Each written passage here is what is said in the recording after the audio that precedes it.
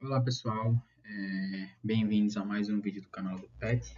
Eu me chamo Cauã, eu atualmente estou no 7º período de Engenharia Civil e faço parte do grupo PET há pouco mais de 1 ano e 7 meses. No vídeo de hoje a gente vai trazer métodos de dosagem do concreto, que faz parte da disciplina de materiais da Construção 2. E no vídeo de hoje a gente vai falar sobre a parte teórica desse conteúdo, né? No vídeo seguinte, a gente vai trazer a parte prática, um exercício prático. Esse conteúdo ele é de suma importância tanto para o curso quanto para a vida profissional de um engenheiro civil, né? Para que a gente entenda os principais métodos de dosagem do concreto, que é a base de qualquer projeto bem executado na área de construção civil. Bom, concreto. Concreto armado, ele é um material de construção civil que se tornou um dos mais importantes elementos da arquitetura do século XX. Ele é usado nas estruturas dos edifícios e diferencia-se do concreto de massa devido ao fato de receber uma armadura metálica, responsável por resistir aos esforços de tração, enquanto o concreto em si resiste apenas aos esforços de compressão. A estrutura do concreto ela deve ser projetada e construída de modo que, quando utilizada, conforme preconiza o projeto, ele conserve sua segurança, sua estabilidade e aptidão em serviço durante o período correspondente à sua vida útil. A vida útil das estruturas é fundamentada em função da resistência e da durabilidade do concreto, que depende da proporção entre os materiais que o constituem. A mistura entre os materiais constituintes é chamada de dosagem ou de traço. A dosagem do concreto, a gente entende-se por um estudo baseado no estudo do cimento de Portland, os procedimentos necessários à obtenção da melhor proporção entre os materiais constitutivos do concreto, também conhecido como traço. Essa proporção ideal ela pode ser expressa em massa ou em volume, sendo preferível e sempre mais rigorosa a proporção expressa em massa seca de materiais. Hoje, deve-se considerar como materiais passíveis no uso do concreto e passíveis de serem utilizados no estudo de dosagem os vários tipos de cimento, os agregados miúdos, agregados graúdos, a água, o teor de água incorporado e aprisionado, os aditivos, as adições, os pigmentos e as fibras, e entre outros fatores a serem considerados. Com relação aos agregados, pode ser feita a distinção entre agregados reciclados artificiais ou industrializados naturais. Qual o objetivo da dosagem do concreto? A gente tem como objetivo obter a trabalhabilidade ideal para o transporte, lançamento e adensamento do mesmo. Garantir a resistência mecânica exigida pelo projeto, que é definida em FCK. E assegurar durabilidade, resistindo ao tempo e ao ambiente agressivo, e de maneira mais importante, assim como a gente pode destacar mais, minimizar os custos, evitando desperdício de materiais e excesso de cimento. Quais são os tipos de dosagem que a gente vai tratar nesse vídeo de hoje? Eu vou falar um pouco sobre o método empírico, o método IBRACON e o método ABCP. O método empírico ele é amplamente adotado em obras de pequeno porte, como calçadas, muros, contrapisos, pequenas lajes e fundações simples. Isso deve-se à sua facilidade de aplicação e baixo custo, já que não vai requerer ensaios laborais ou controle rigoroso dos materiais. A principal característica desse método é a utilização de proporções pré-definidas, geralmente obtidas com base na experiência e em práticas anteriores. Um dos traços mais comuns é uma parte de cimento para 2 partes de areia para 3 partes de brita. A água ela é adicionada de forma estimada, geralmente ela é meia parte, até atingir uma consistência desejada. As medidas podem ser feitas com latas, baldes ou padiolas, e não requer uma pesagem precisa, Esse modo ele não vai depender de equipamentos ou de ensaios técnicos, como eu mencionei anteriormente. Ele pode ser aplicado diretamente no canteiro de obras, com base na experiência do operário ou do mestre de obras. Isso torna o processo muito ágil e ideal para obras com prazo curto ou sem acesso a laboratórios de controle tecnológico. Por outro lado, essa falta de precisão nas quantidades de água, cimento e agregados torna o método pouco confiável em termos de resistência e durabilidade, onde não há garantias de que o concreto vai atingir esse FCK projetado, o que pode comprometer a segurança se for aplicado em estruturas. Por conta dessa limitação, essa técnica, esse método, ele não deve ser utilizado em elementos estruturais, ele não é recomendado para ser utilizado nesses elementos, como vigas, pilares ou lajes armadas. Ele é mais indicado para aplicações secundárias, onde a resistência não é crítica e o desempenho ao longo prazo não é exigente. O método Ibracon ele foi proposto inicialmente por Eladio Petrucci, em 1965, e o método foi posteriormente aprimorado por contribuições dos institutos de pesquisas IPT e a Escola Politécnica da Universidade de São Paulo. Esse método ele vai se tratar de uma maneira versátil, simples e eficaz, e capaz de atender tanto aos requisitos técnicos de desempenho exigidos por projetistas estruturais, quanto às demandas econômicas de sustentabilidade e produtividade dos construtores. Seu objetivo é relacionar de forma clara os comportamentos mecânico e reológico do concreto aos materiais utilizados, permitindo previsibilidade no desempenho do traço. O método ele é classificado como teórico experimental, pois combina uma parte analítica, com cálculos baseados em curvas de comportamento do concreto, que são essas que estão aparecendo aqui do lado, e uma parte experimental, com validações laboratoriais.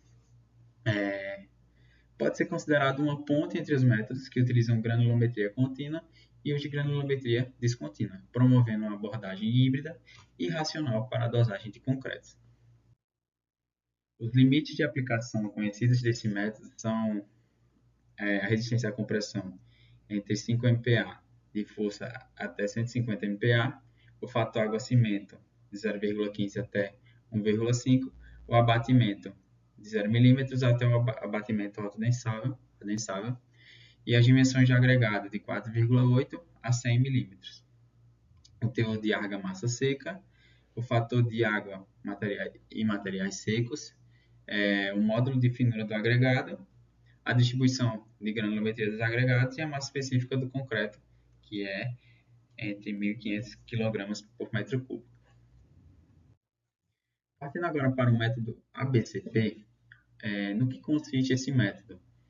É uma técnica de definição de dosagem de concreto conceituada pela Associação Brasileira de Cimento Portland, por isso a sigla ABCP, por meio de um estudo técnico no ano de 1984, intitulado de Parâmetros de Dosagem de Concreto, através do engenheiro Públio Pena Firme Rodrigues, apresentando um delineamento na pesquisa experimental.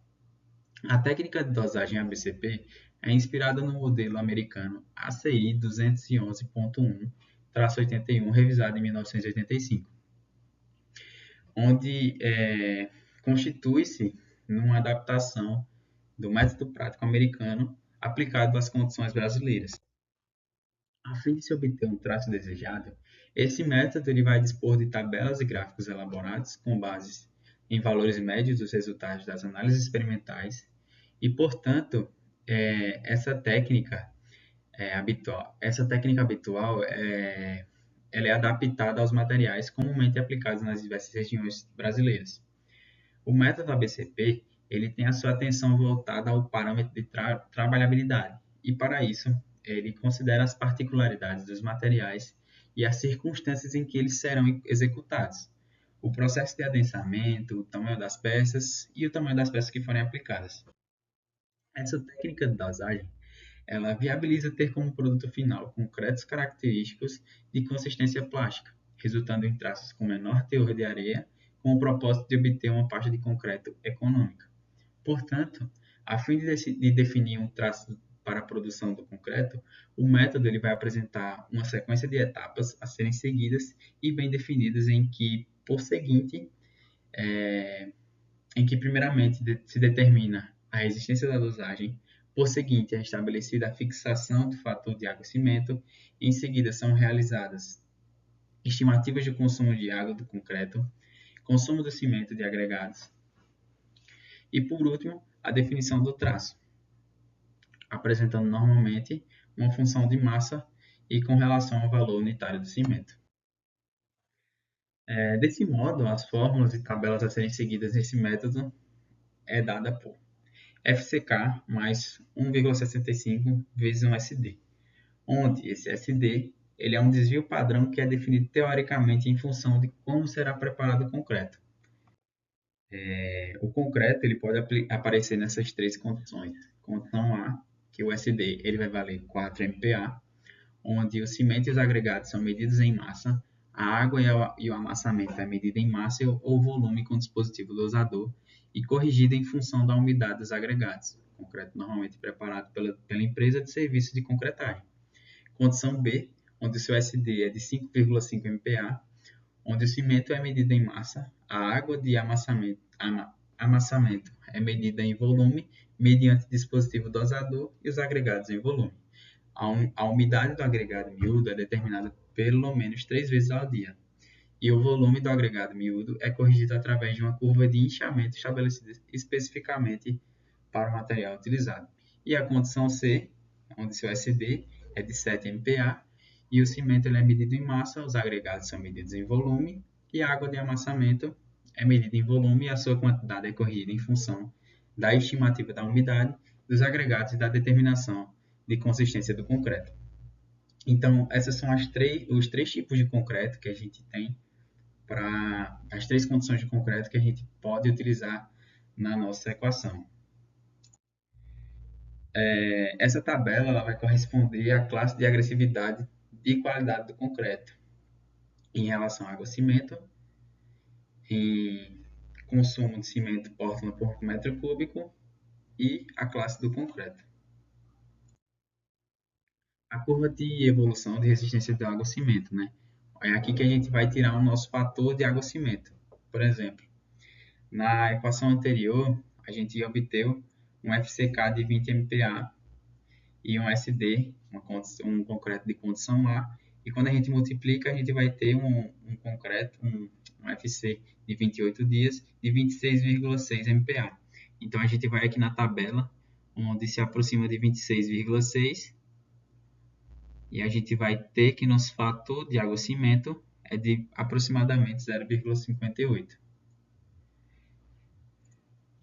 Em sequência, a gente vai fazer o consumo da água, onde ele vai ser diretamente relacionado ao abatimento, né, a densidade máxima do agregado graúdo em milímetros, e todos esses dados eles são tabelados, né, se a gente tem um abatimento entre 40 e 60, e dependendo dessa sua densidade máxima, por exemplo, se for de 19, a gente vai utilizar 195 como consumo de água. Por exemplo, se a gente tiver um abatimento de 80 a 100 e a densidade máxima do seu agregado for de 32, a gente vai utilizar um consumo de água de 195.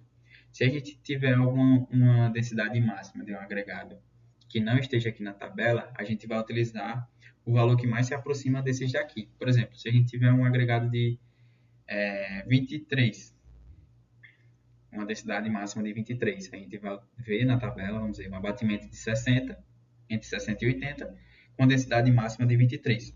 Então, o que mais se aproxima do 23 é o 25. Então, a gente vai na tabela e pega aqui, ó, entre 60 e 80, 195, com uma densidade máxima próxima do 25. Para a determinação do consumo de cimento, a gente tem o consumo de água, que a gente encontrou aí na tabela anterior, e a relação água e cimento, né, que a gente encontra naquele gráfico que eu mostrei anteriormente em alguns slides anteriores. Em sequência, a gente vai determinar a porcentagem do agregado graúdo, onde também a gente vai ter dados tabelados, né, entre eles as dimensões máximas, que eu já mencionei anteriormente, e aqui a porcentagem de cada agregado graúdo. E, por fim, a equação que a gente utiliza para calcular esse agregado graúdo é CB igual a VB vezes MU, onde VB é a porcentagem que a gente encontra na tabela anterior e o MU é a massa unitária compactada do agregado graúdo, ou seja, a brita. Logo após, a gente encontra a composição com dois agregados graúdos, né, critério de menor volume de vazios, e proporciona as britas onde proporciona as britas de maneira a obter a maior massa unitária compactada. Aí vai depender de como o concreto que você, de qual tipo de brita você vai utilizar no seu concreto, né? Se vai ser a brita 0, a brita 1 e brita 2, brita 2 e brita 3, e assim por sequência, né? Brita 3 e brita 4. E aqui a gente tem tabelado também as proporções de cada brita, cada tipo de brita. Logo depois a gente tem o consumo de areia, onde é dado pela equação Vm igual a 1 menos o consumo de cimento dividido pela massa específica do cimento, mais o consumo de brita dividido pela massa específica de brita, mais o consumo de água dividido pela massa específica da água, onde o consumo de areia vai ser igual ao consumo de areia vezes seu volume de areia, que a gente encontra nessa forma anterior, e a gente, por fim, realiza a apresentação do traço, né? Onde vai ser a gente vai ter primeiro cimento, depois a areia, depois a brita e, por fim, o fator água-cimento, né? Então, vai ser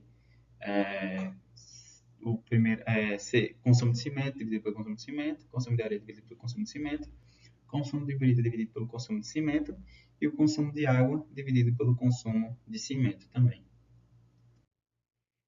Então é isso, pessoal. Eu espero que tenha dado para ter uma ideia mais ou menos de quais são os métodos de dosagem, né, que a gente utiliza na execução dos nossos projetos na construção civil. E na próxima videoaula eu vou trazer um exercício prático do método ABCP para que a gente consiga fixar bem a ideia de cada tabela, cada equação que foi apresentada nesse vídeo. Então eu espero vocês no próximo vídeo e sigam o nosso Instagram, se inscrevam no canal e até a próxima.